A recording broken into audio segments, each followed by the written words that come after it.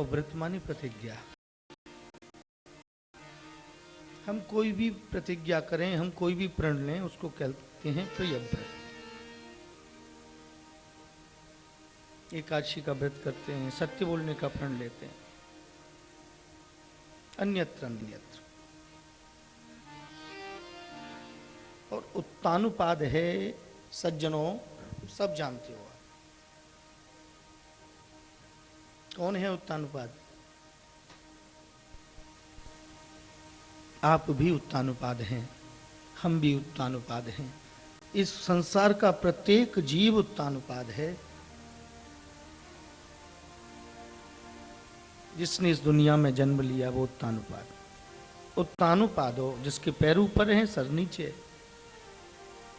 और जब ये जीव मां के गर्भ में होता है तो स्थिति उसकी यही होती है।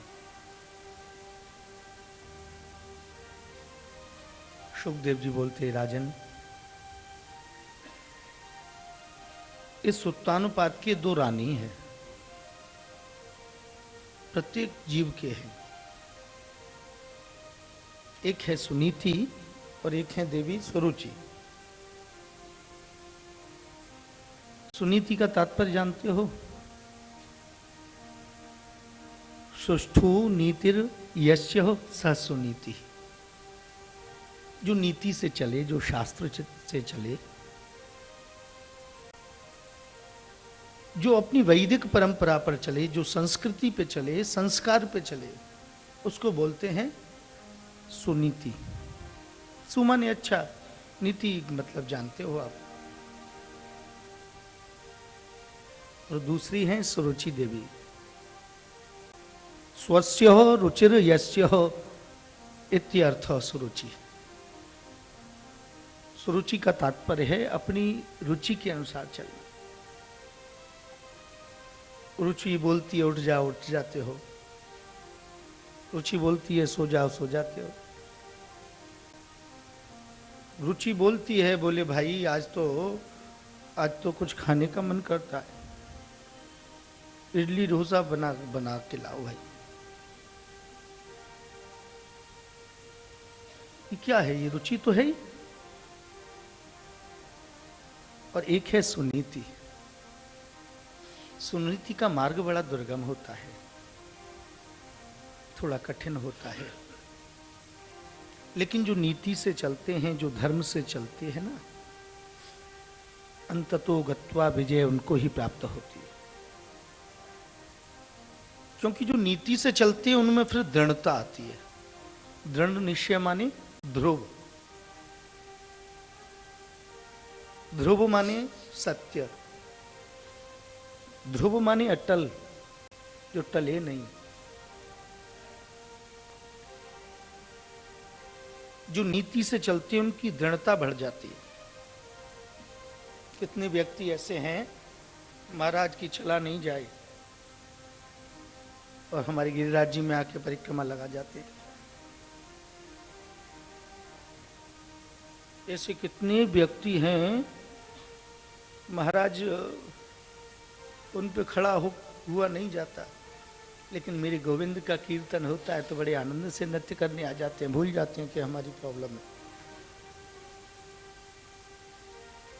दृढ़ता आती है। तो ऐसे ही ये उत्तानुपाद के ये नीति जब तक रहती है तब तक रुचि नहीं आ सकती।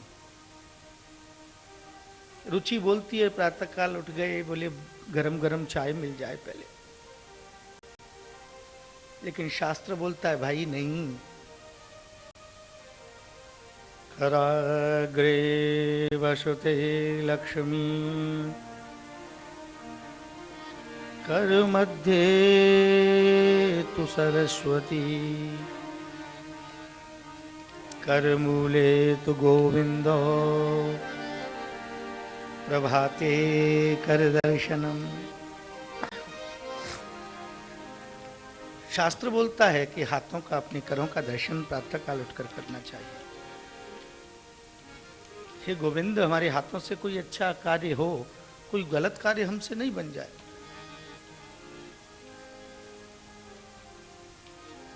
अब आपकी मर्जी है, आप रुचि से चलोगे या नीति से चलोगे। और महाराज आजकल तो ज्यादातर लोग रुचि से ही चलने में ज्यादा भाव रखते हैं।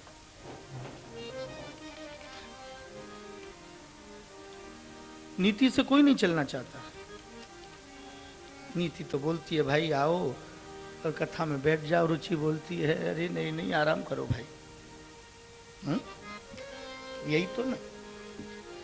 अब ये आपके ऊपर है कि आप रुचि की सुनेंगे या नीति की। जब उत्तानपाद रुचि को लेकर आए तो सुनीति महारानी का परित्याग कर दिया, क्योंकि हमारे उर में जब रुचि आएगी तो नीति ज्यादा देर ठहर नहीं सकती है, फिर नहीं रुक सकती ज्यादा। इनका आपस में संग ही नहीं है।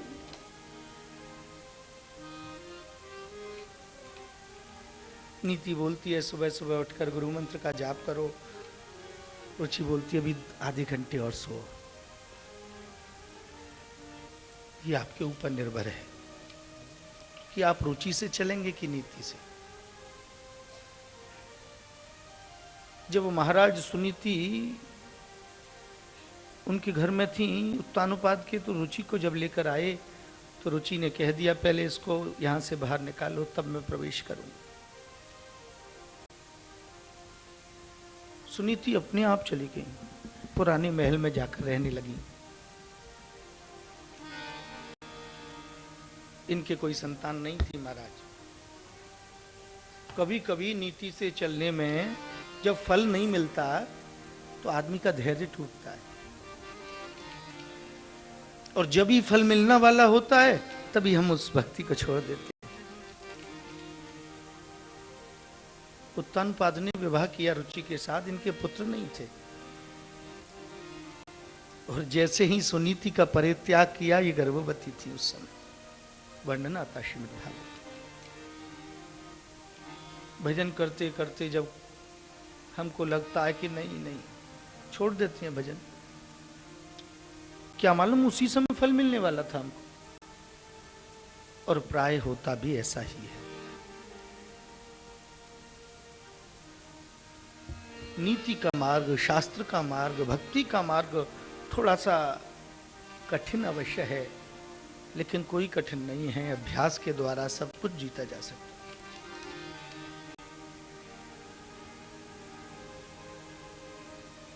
प्रारंभ में कथा प्रारंभ हुई, सोचा चलिए आज नहीं कल से देखेंगे, लेकिन गोविंद की कृपा हुई तो चल रहा है, निभ रहा है जैसे निभे। जैसा हो जाए शरीर से तो जो बन जाए वो कर देना चाहिए, सोचना नहीं चाहिए। ये शरीर का पल का भरोसा क्या है भाई। एक क्षण का एक पल का मालूम नहीं व्यक्ति को, फिर भी 100 वर्ष की सोचता है। बच्चों के लिए एफडी कर ले, में बच्चों को ऐसा कर लें, इनके लिए ऐसा कर दें, इनके लिए वैसा कर दें। सोचना चाहिए, बुराई नहीं है, लेकिन अपने उद्धार के उपाय को भी तो जानना चाहिए जी। उसको विचार नहीं करते।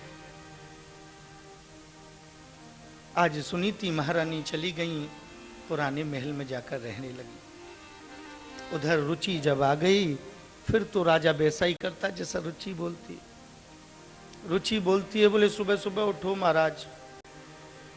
हमारे शास्त्र में आयुर्वेद धन्वंतरी जी महाराज ने जिनका विवेचन किया, उसमें सुबह सुबह का लिखा है कि दही पीबे, छाछ पीबे, ऐसा लिखा है। रात्रि को गर्म दूध पीकर सोए, ये नीति बोलती है। और रुचि क्या बोलती है, बोली रात्रि हो गई, भोजन हो गया, चलो आइसक्रीम खाकर आते हैं, चलिए। उल्टा करते। और प्रातः काल उठते उठते गरम गरम वो प्याला आ जाता है, बेड टी, क्या यही बोलते हैं? बेड माने क्या होता है? बेड माने गंदा भी हो, बेड माने बिस्तर भी। और शास्त्र बोलता है कि बिस्तर पे अगर आप कोई भी भोजन करोगे और कोई भी पदार्थ ऐसे लोगे तो बीमार पड़ोगे, ये निश्चित है। सबसे पूर्व अपने करों का दर्शन करे और फिर पृथ्वी माता की वंदना करे। ये पृथ्वी माता बड़ी सहनशील हैं, इनमें गड्ढा खोदो तो ये कुछ बोलती नहीं, इन पे कचरा डालो तो कहती नहीं, माला खड़ा कर दो तो बोलती नहीं। कितनी सहनशीलता। हमने बस मस्तक से लगाया 3 बार पृथ्वी को, बस उतर गया भार भाई, इतना नहीं कर सकते।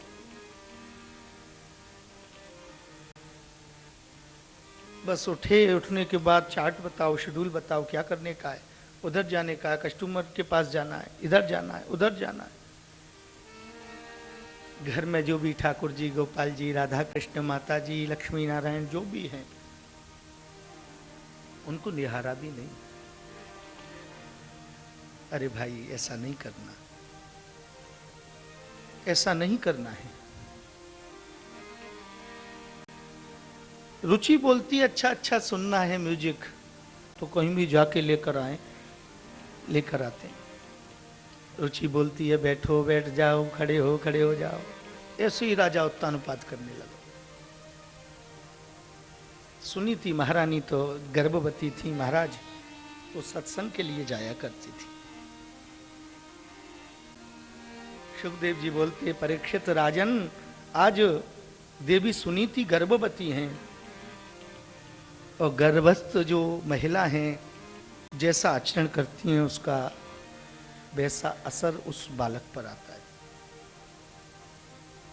पहले कोई माता गर्भवती होती तो उससे कहते रामायण पढ़ो, रामचरितमानस का पाठ करो, सत्संग करो।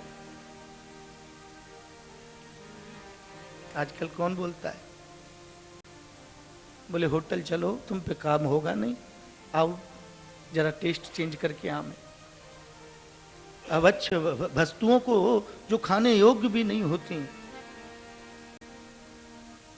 उन वस्तुओं को खा खा कर अपनी बुद्धि को, अपने हृदय को, पूरे शरीर को दूषित करते हैं। न खाने योग्य वस्तुओं को खाना। हमें याद है हमारे ब्रज में एक संत, उनकी कथा हो रही थी, हम ऐसे ही गए कथा में, तो उन्होंने कथा में बताया, बोले कि हमारे एक शिष्य जो डॉक्टर थे, लंदन में रहते, सब कुछ खाते, वेज नॉन वेज सारा। जब वैराग्य हुआ तो उन्होंने एक पुस्तक लिखी, उस पुस्तक का शीर्षक था मेरा मन कब्रिस्तान।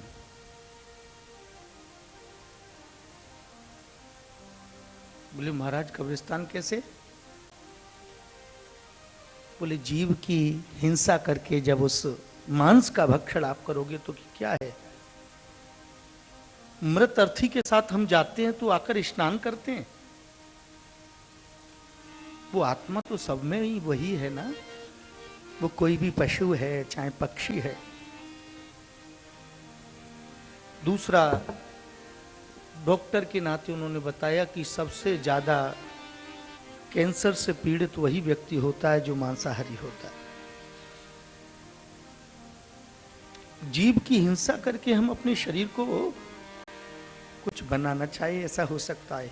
एक विकृतता आ जाती है शरीर में, चेहरे पर एक विकाल सा चेहरा हो जाता है। आप देखिए, जैसा हम खाते हैं वैसा हमारी बुद्धि विवेक बनता है। आज महारानी सुनीति सत्संग में जाती थी, वैसे ही संस्कार श्री ध्रुव जी महाराज का प्रागट्य जब हुआ तो उनमें भी वही संस्कार आ गए। बोलिए श्री ध्रुव जी महाराज की। तो जब जीव के मन में सुनीति रहती है ना, तो उसका फल कैसा होता है? दृढ़, अटल, सत्य। थोड़ी देर में क्यों ना मिले, रुचि से प्राय ऐसा नहीं होता। व्यक्ति सोचता है कि हम इन विषयों का भोग करते हैं, लेकिन भोग करते करते वो भूल जाता है कि ये भोगने वाली वस्तुएं तो सब यहीं रह जाने वाली हैं, ये शरीर नहीं रहेगा बस। अरे भाई, ये मनुष्य जन्म बार बार प्राप्त नहीं होता है। आज श्री ध्रुव जी महाराज का प्रागट्य हो गया। छोटे से नन्हे से बालक ध्रुव जी को लेकर श्री सुनीति महारानी सत्संग में जाती थी। हाँ, ऐसा वर्णन। प्रथम दिवस में भी हमने आपको बताया था कि बच्चों को भी संस्कार प्रारंभ से देने चाहिए, बच्चों को भी सत्संग से जोड़ना चाहिए। अगर वो सत्संग से नहीं जुड़ेंगे तो वो संस्कृति संस्कार कहाँ से आएंगे? विचार करिए। आजकल तो बालक का जन्म बाद में होता है, माँ गर्भवती हुई और माताजी पिताजी टेंशन में आ जाते हैं, बोले इस बच्चे का एडमिशन किसमें कराना? अरे राम राम, अच्छे विद्यालय में भेजना। अरे भाई, सबसे पहला विद्यालय होता है, हम कहा करते हैं, पहला विद्यालय होता है गर्भ विद्यालय। गर्भस्थ माता जैसा आचरण करती है वैसा असर उस बालक पर आता है। दूसरा विद्यालय होता है गोद विद्यालय। उस गोद में रहकर जैसे उसके पिताजी बोलते हैं वो बोलना सीख जाता है। जैसे पंजाब में जन्मा व्यक्ति पंजाबी बोलता है, गुजरात में जन्मा गुजराती बोलता है, लंदन में जन्म लेने वाला लंदन की वाणी को बोलता है। गोद विद्यालय। और फिर तीसरा नंबर आता है जी गृह विद्यालय। घर में जैसे संस्कार उस बच्चे को मिलते हैं, उसको वो संस्कार प्राप्त होते हैं। संस्कार कैसे? बोले ये घर पे द्वार पर कोई खटखटाने आया, बच्चे ने जाके कुंडी को खोला, गेट ओपन किया, बच्चे ने जाके खोला, बोले अंकल आए अंकल। मम्मी ने पहले सिखा दिया था, बोले वो मांगने के लिए आए हैं, कह देना बेटे पापा नहीं। आजकल तो व्यवस्था है ना, डोर बाद में खोलो, पहले देख लेते हैं कौन है। बच्चे ने जाके कह दिया अंकल अंकल, मम्मी ने कहा है पापा है नहीं घर पर। अब तो हो गए, अंकल जी अंदर ही आ गए। ओहो, बच्चों को ऐसी शिक्षा देते हो भाई? क्यों शर्मा जी? अब शर्मा जी बेचारे क्या करें, शर्मा जी तो शर्मा के शर्माए जाएं, शर्माए जाएं मारे। अब तो मम्मी भी बालक को घूरे और पिताजी भी घूरे कि बेटा जी अंकल गया, तेरा टिमकल हम बनाएंगे। दुनिया के बालक कितने होशियार हैं, हमारा बड़ा मूर्ख है। अंकल जी गए, बालक की पूजा हो गई बेचारे। अब बालक की जब पिटाई लगी तो बालक ने सोचा, विचार किया, मुझे दंड क्यों मिला? ओहो, मैंने सत्य बोला था। अब उस बालक को शिक्षा मिल गई कैसी? झूठ बोलने की। अब उसने एक झूठ बोला, फिर 2 बोला, फिर 10 बोले, फिर 20 बोले। फिर वही बालक आपसे आके घर में कहां से आया? बोले बस यही था। अब ऊपर से टपका के नीचे से सब पूरी मुंबई में चक्कर लगा के आएगा और कहेगा बस यही था। फिर कहते हैं, बोले महाराज जी गुरु जी बड़े झूठ बोलते हैं बच्चे आज के। अरे भाई, कहां से सीख कर आए? ये शिक्षा भी हमने आपने तो दिए। माँ चाहे तो बच्चे को संत बना दे, माँ चाहे महंत बना दे, और माँ चाहे तो बालक को चोर बना दे, डाकू बना दे, कुछ भी। इसीलिए सबसे पहला वाक्य है शास्त्र का कि मातृ देवो भवः। बालक की सबसे पहली गुरु होती है उसकी माँ। बालक अगर कुछ करता भी है ना, तो जो बच्चे के पिताजी हैं वो भी कहते हैं देख लो देख लो, ये सब तुम्हारा किया कराया है, ये तुमने किया है। इसीलिए बच्चों में संस्कार डालने चाहिए।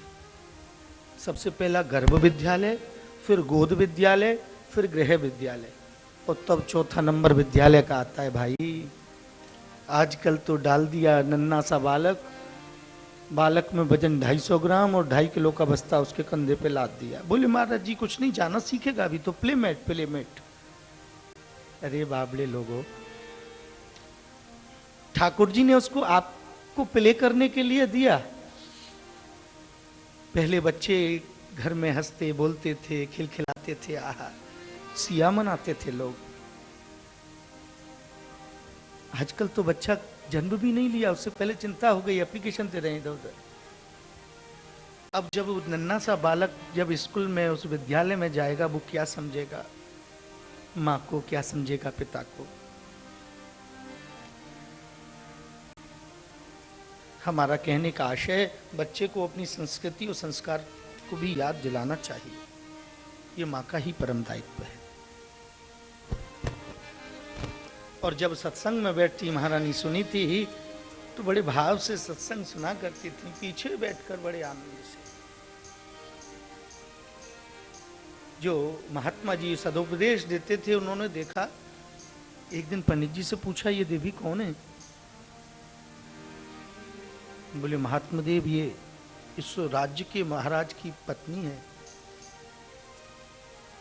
बोले रानी, शक्ल तो इनकी कैसी लगती है? बोले राजा ने त्याग दिया है। तो महाराज जी ने आगे बुलाया, मैं आपसे प्रसन्न हूं देवी, मुझसे कुछ मांग लो। सुनीति महारानी बोलती हैं कि अरे प्रभु, ये मेरे लिए परम सौभाग्य की बात है, आपने कह दिया, अगर मुझ पर कृपा कर सको तो ये कृपा करो, मुझको एक बात बता दो कि मुझको गोविंद मिलेगा कि नहीं मिलेगा। अन्न का कण और साधु का क्षण नहीं बर्बाद करना चाहिए। दुकान चलेगी, फैक्ट्री चलेगी, नहीं चलेगी, अरे भाई गोविंद कृपा करेंगे ये भी चलेगा, ये तो अपना निजी कर्म है। बहुत लोग बोलते हैं, बोले भाग्य में होगा तो मिलेगा, इसमें भी समझने की बात है। जो व्यक्ति ऐसा बोलता है, हम बोलते हैं भाग्य नाम की चीज नहीं भाई। बोले कैसे?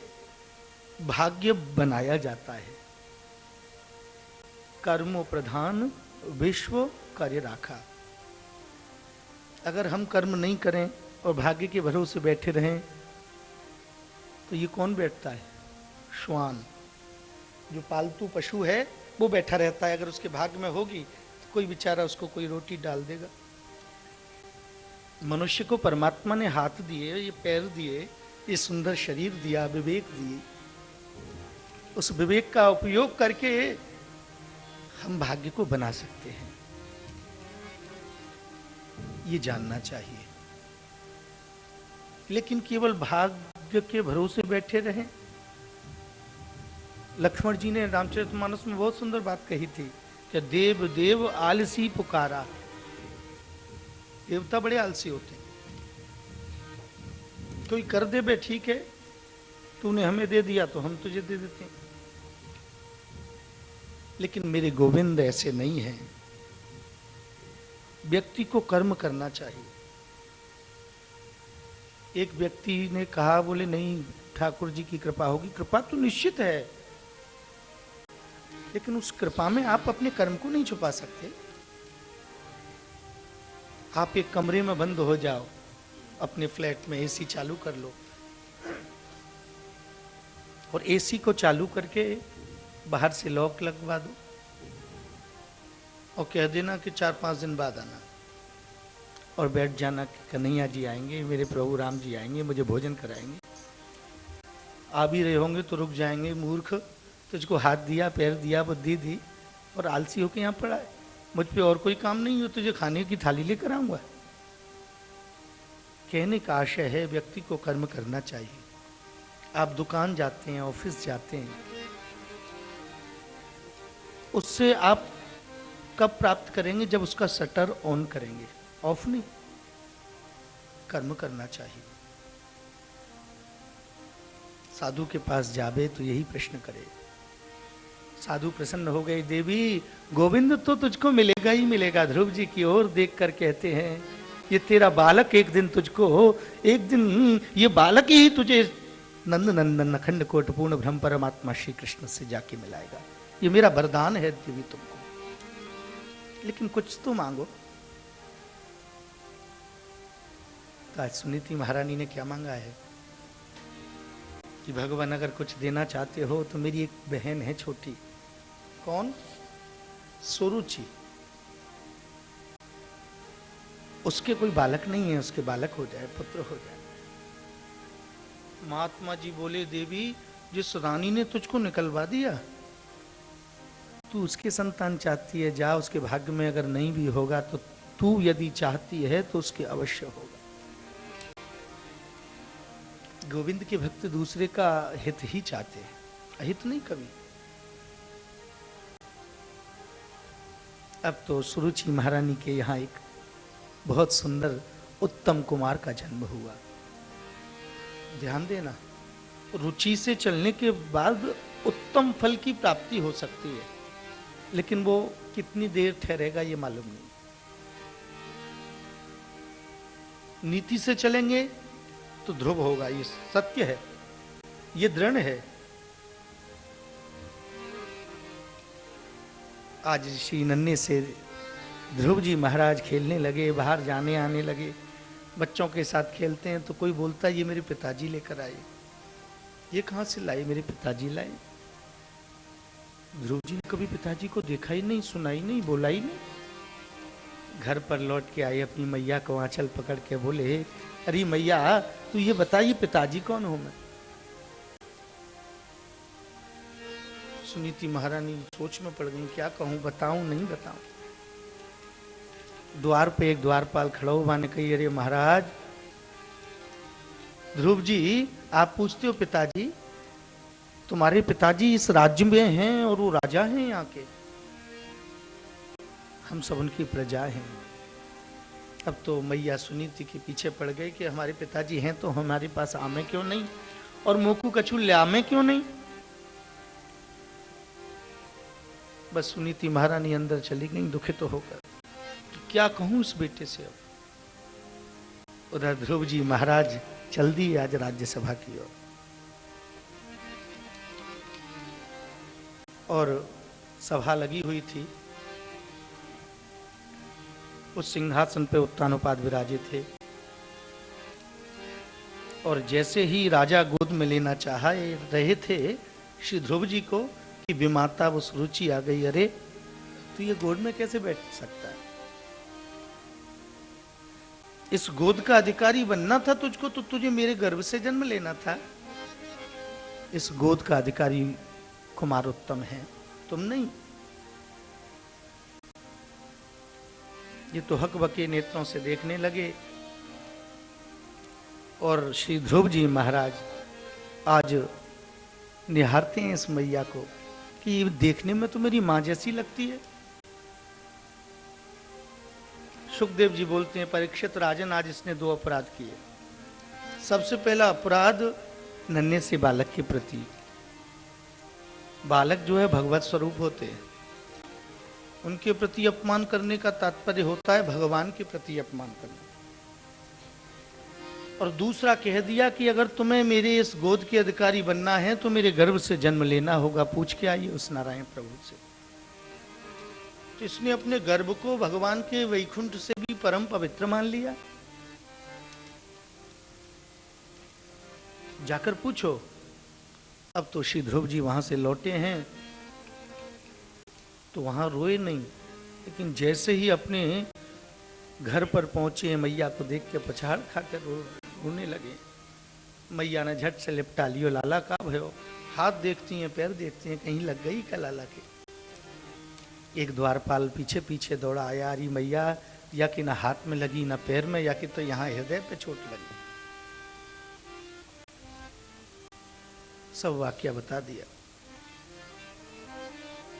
अब तो सुनीति महारानी ने कही, लाला देख, वो तेरी जो माँ है, माँ ने जो भी बात तुझसे कही है बाकू मन से मत लगाइयो लाला, बाकी लिए खराब मत सोचियो। मैया ये भगवान अपने सब वस्त्रों का त्याग करके श्री ध्रुव जी और सोती हुई मैया को दूर से उनके चरणों में प्रणाम करके आज मेरे गोविंद को प्राप्त करने के लिए जा रहे हैं।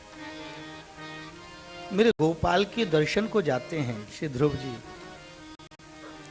और मन में कोई छवि तो है नहीं, छोटे सा बालक है, क्या जानता भगवान कैसे, ये भी मालूम नहीं। मैया सो रही थी, निकल गए।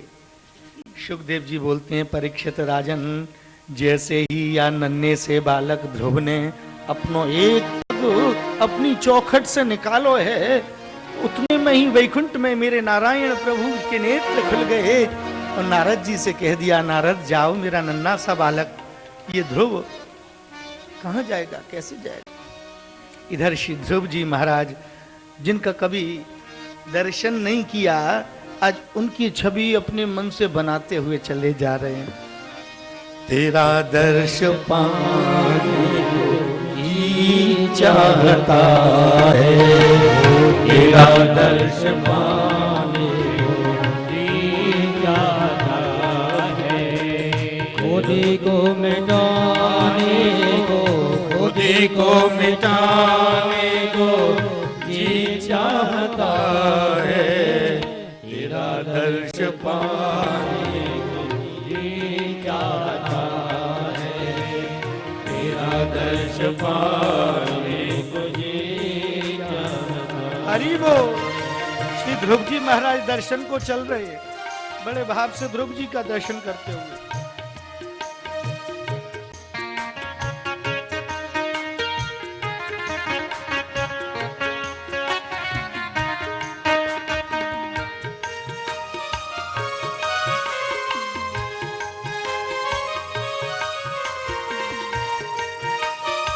हरि बोल। पिला दो हमें श्याम मस्ती के प्याले, पिला दो हमें श्याम मस्ती के प्याले, पिला दो हमें श्याम मस्ती के प्याले। मस्ती में आने को जी चाहता है, मस्ती में आने को जी चाहता है। खुदी को मिटाने को, खुदी को मिटाने को जी चाहता है, तेरा दर्श पाने को जी। हरि बोल। मेरा दर्श पाने को जी चाहता है। आनंद से ताली सेवा करते हो।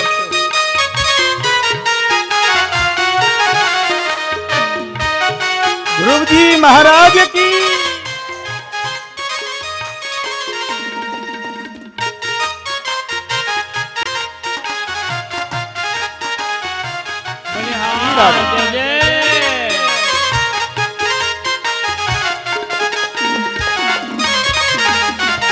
ये दुनिया मेरे श्याम नजर का धोखा, ये दुनिया है मेरे श्याम नजरों का धोखा, ये दुनिया मेरे श्याम नजरों का धोखा, दुनिया मेरे श्याम नजर का धोखा। इसे ठुकराने को जी चाहता है, इसे ठुकराने को जी चाहता है। खुदी को मिटाने को खुदी को मिटाने को जी चाहता है, तेरा दर्श पाने को जी चाहता है, तेरा दर्श पाने को जी चाहता है। हरि बोल। श्री ध्रुव जी महाराज की।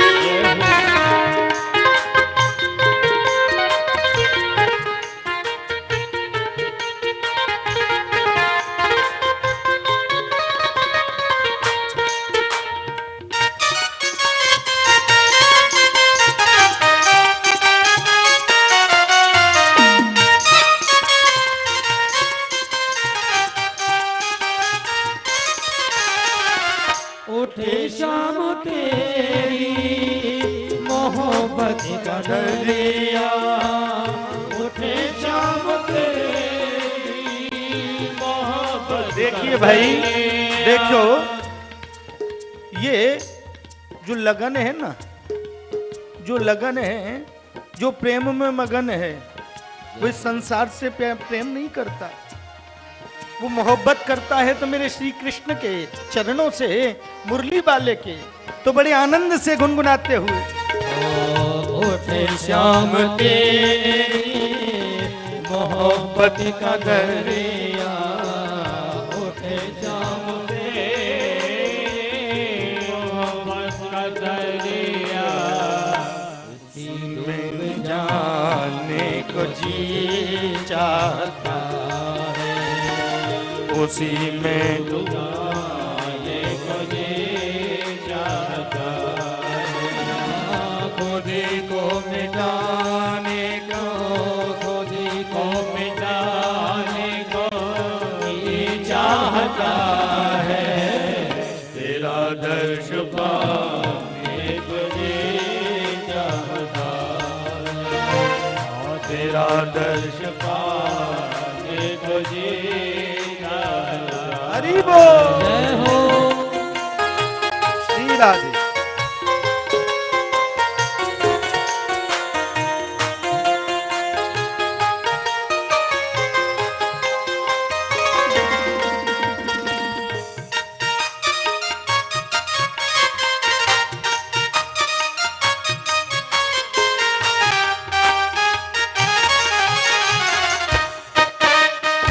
श्री राधे।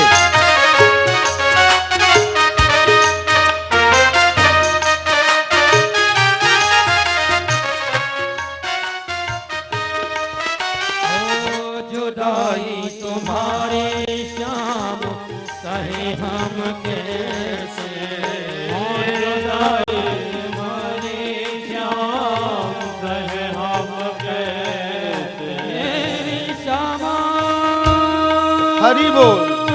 श्री राधे। मेरे श्यामा, मेरे श्यामा, मेरे श्यामा, मेरे श्यामा,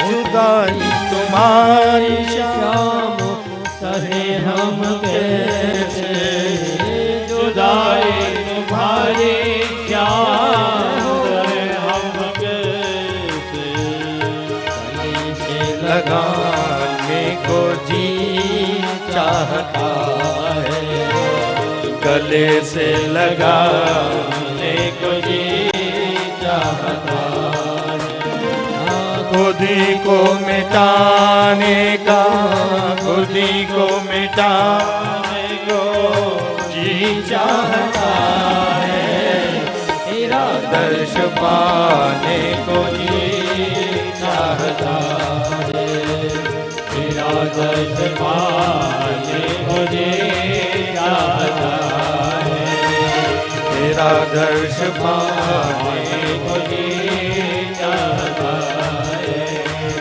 तेरा दर्श पाने को जी चाहता तेरा दर्श पाने को जी चाहता है, तेरा दर्श पाने को जी चाहता है। बोले श्री वृंदावन बिहारी लाल की जय। आज श्री ध्रुव जी मेरे गोविंद प्रभु के दर्शन को निकल पड़े हैं। आज ध्रुव जी की आयु 5 वर्ष और 5 वर्ष के नन्हे से बालक चले जा रहे हैं। सामने श्री नारद जी महाराज पधारे। नारद जी ने कहा, बेटा लाला कहाँ जाते हो? ध्रुव जी ने कहा, मैं वन में गोविंद के दर्शन को जाता हूं। नारद जी ने पूछा, भैया तुमसे किसने कह दिया गोविंद वन में रहते हैं? अरे लाला बेटा, वन में तो भालू रहता है, शेर रहता है। डराने लगे। ध्रुव जी ने कहा, बाबा उस शेर और भालू में भी तो मेरा गोविंद है, मैंने अपनी मां से सुना है। नारद जी जान गए पहली सीढ़ी पक्की है भाई को। फिर बोले कि आप भोजन कितनी बार करते हो घर पर? कितनी बार भोजन करते हो? देखो सब अपनी अपनी बता रहे हैं। भैया ध्रुव जी से नारद जी पूछ रहे हैं, मैं थोड़ी पूछ रहा हूँ तुमसे। यूँ कहो महाराज जी भोजन को कहा मतलब कथा में। अरे भाई 2 बार करो तो 4 बार करो, 5 बार करो, लेकिन मेरे गोविंद का भी भजन करो ना, ये आवश्यक है। ध्रुव जी से पूछते हैं कितनी बार भोजन करते हो? ध्रुव जी कहते हैं 2-4 बार, और वो भी माँ कराती है तो करते हैं, अपने आप नहीं करते। नारद जी ने कहा वही तो मैं बोलता हूं, वहां वन में माँ थोड़ी बैठी है जो भोजन कराएगी तुमको। ध्रुव जी से बड़े ऐसे ऐसे प्रश्न करे कि ये लौट जाए, लेकिन नारद जी को क्या मालूम ये तो दृढ़ है भाई। और नारद जी इसलिए भी पूछते हैं, भगवान ने नारद जी को क्यों भेजा कि गुरु बिन भवनिध तरई न कोई, जो विरंच शंकर सम होई। बिना गुरु के ये भव से पार नहीं लग सकता जी। अपने मन से भक्ति करते रहो, उससे उत्पात विघ्न होते हैं, गोविंद तो नहीं मिलते। तो भगवान ने नारद जी को पठाया कि जाओ इसको शिष्य बना लो, तभी तो मैं इसको दर्शन दे पाऊंगा। तो नारद जी ने कई बार ध्रुव जी को हटाना चाहा मार्ग से, मानो परीक्षा ले रहे हैं। ध्रुव जी ने कहा भैया अगर आप बाबा मुझे नहीं बताओगे तो मैं अकेला चला जाऊंगा। कैसे? मैं तो आपसे पूछता हूं। नारद जी ने जाना कि शिष्य बिल्कुल पक्का है तो बुला लिया अपने पास, आजा बेटा आगे, और अपना सीधा कान आगे कर दे, क्योंकि गुरु मंत्र सीधे कान में ही दिया जाता है, दीक्षा मंत्र। आजकल लोकाचार और कलिकाल का प्रभाव इतना विशेष हो गया कि आजकल गुरु परंपराओं को भी लोगों ने दूषित किया है। माइक से ही गुरु मंत्र दे देते, शास्त्र की ही अवज्ञा होने लगी, वो दीक्षा मंत्र लायक नहीं होता। अब ध्रुव जी का सीधा कान आगे किया तो उनके कान में एक छोटा सा मंत्र बुदबुदा दिया। गुरु जी ने आज ध्रुव जी को दे दिया, नाम दे दिया, नाम, धाम दे दिया, धाम बता दिया कहाँ रहते, राम दिया, नाम दिया, गाम दिया, धाम दिया महाराज, और कह दिया कि तुम यहाँ मधुवन में चले जाओ, वृंदावन के पास, उस वन में गोविंद की तपस्या करना। आज ध्रुव जी महाराज मंत्र को लेकर जाने लगे हैं, और मंत्र को लेकर जाते हैं, 1 महीना जाप करते हैं, 6ठे दिन कंदमूल फल खाए, फिर भजन किया। इस प्रकार से 1 महीने का क्रम चला। जो नारद जी ने ध्रुव जी को जो गुरु मंत्र दिया था, जानते हैं कौन सा मंत्र है? सब लोग जानते हैं, वो श्रीमद् भागवत का मूल महामंत्र है। आइए हम भी उस मूल महामंत्र को कम से कम 1 माला जिसकी हो सके, जिस मंत्र के प्रभाव से श्री ध्रुव जी को मेरे नारायण प्रभु ने दर्शन दिए, आज वही मंत्र हम आपको बताते हैं। ओम नमो भगवते वासुदेवाय। ओम नमो भगवते वासुदेवाय। ओम नमो भगवते वासुदेवाय। ओम नमो भगवते वासुदेवाय। नमो भगवते वासुदेवाय। वासुदेवाय प्रभु वासुदेवाय। वासुदेवाय प्रभु वासुदेवाय। वासुदेवाय प्रभु वासुदेवाय। वासुदेवाय प्रभु वासुदेवाय। ओम नमो भगवते वासुदेवाय। ओम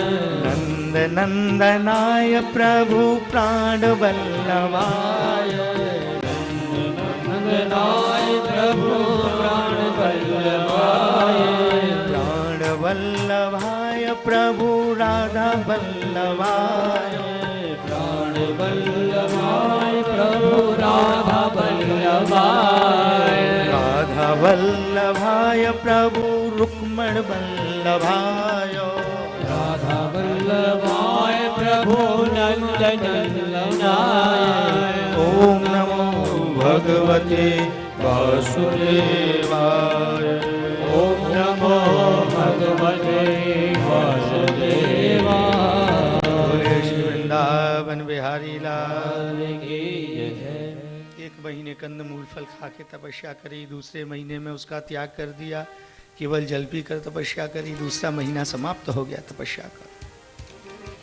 ध्रुव जी की तीसरा महीना प्रारंभ होता है तपस्या का, जिसमें ध्रुव जी ने जल को भी त्याग दिया,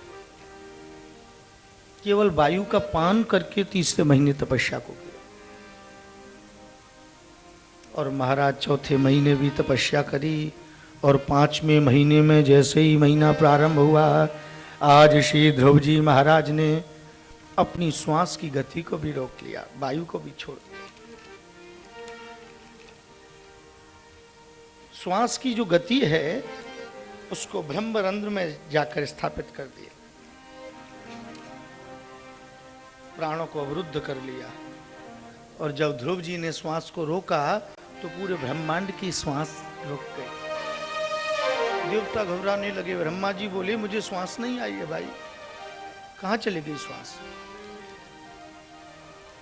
बोले भगवान का एक नन्हा सा बालक ध्रुव तपस्या करता है, उसने श्वास रोकी तो पूरे ब्रह्मांड की श्वास रुक गई। भक्ति में बड़ी शक्ति होती है।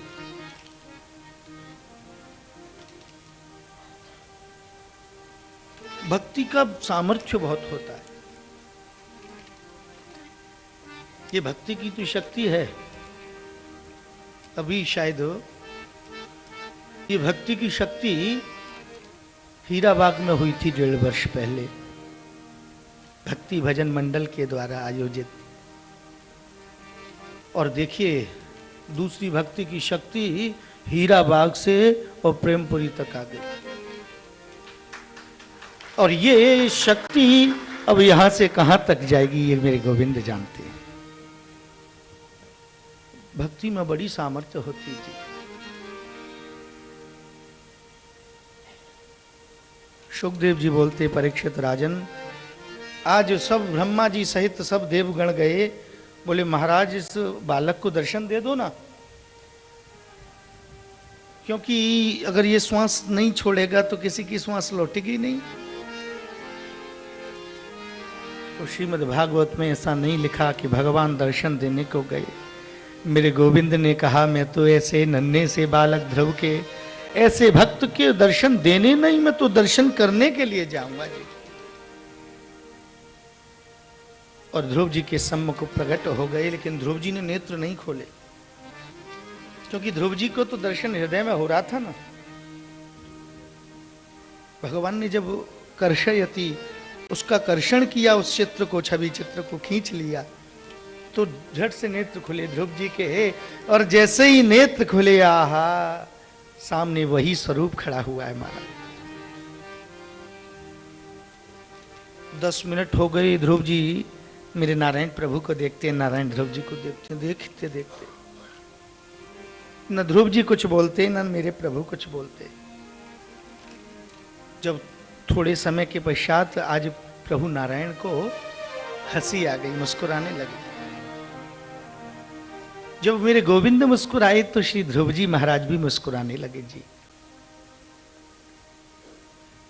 और जब ध्रुव जी और ये ठाकुर जी मुस्कुरा रहे हैं तो ऊपर नारद जी भी मुस्कुराते हैं। इधर इसी प्रसंग को सुनकर महात्मा सुखदेव मुस्कुराते हैं।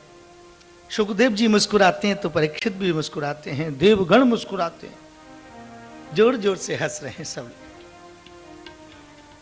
परीक्षित बोलता है महाराज हंस तो सब रहे हैं, लेकिन क्यों हंस रहे हैं? तो नारायण प्रभु हंसते हैं कि देखो मुझे तपस्या करके बुला लिया इस बालक ने और अब कुछ बोलता नहीं मेरे से।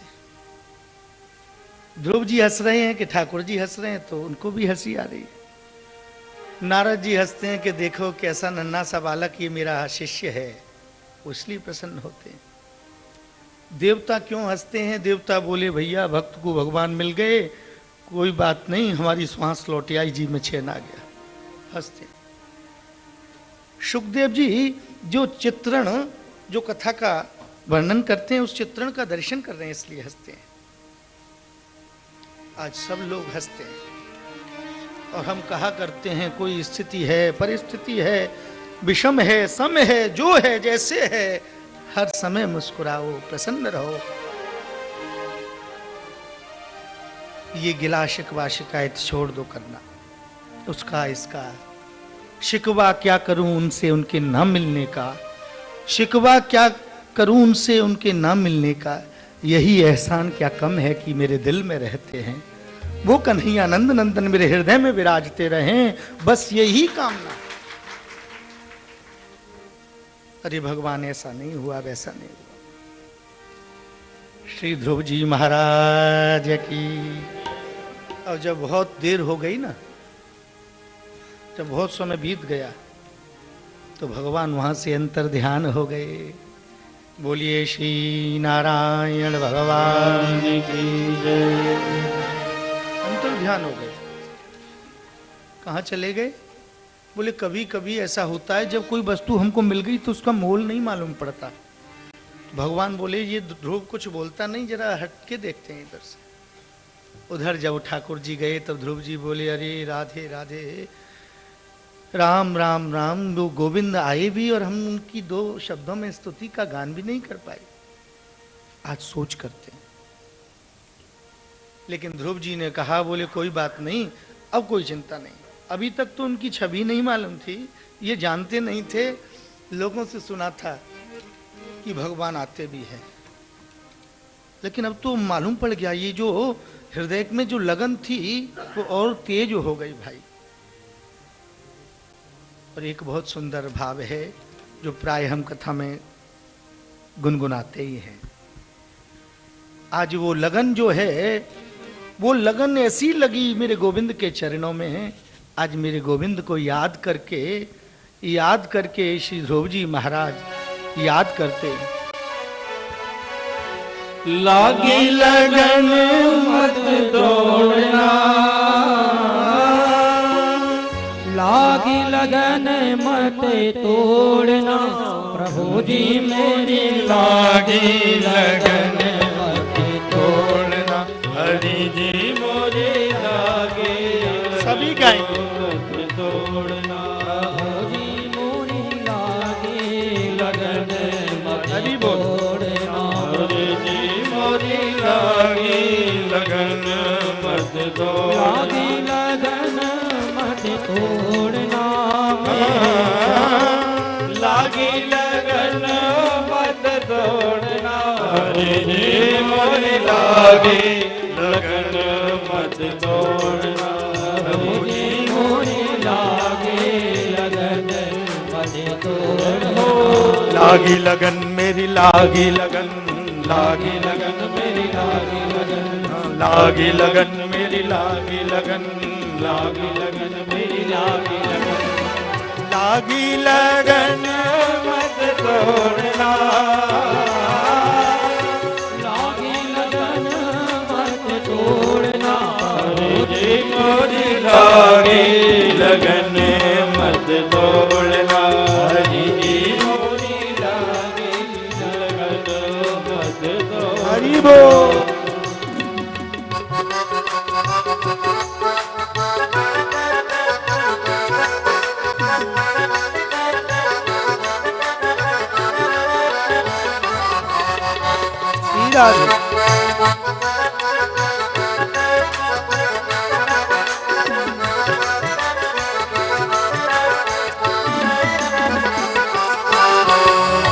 खेती बुवाई मैंने तेरे नाम की, खेती जो बोई मैंने तेरे नाम की, ओ खेती बुवाई मैंने तेरे नाम की। खेती बुआई मैंने तेरे नाम की। इसे मेरे भरोसे मत छोड़ना, मेरे भरोसे मत छोड़ना।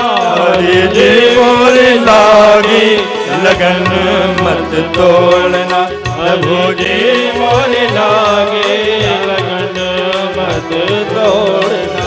लागी लगन मेरी लागी लगन, लागी लगन मेरी लागी लगन, लागी लगन मेरी लागी लगन, लागी लगन मेरी लागी लगन। हरी बोल। ये लगन ही तो मीराबाई को लग गई थी, सभी बड़े भाव से। श्री राधे।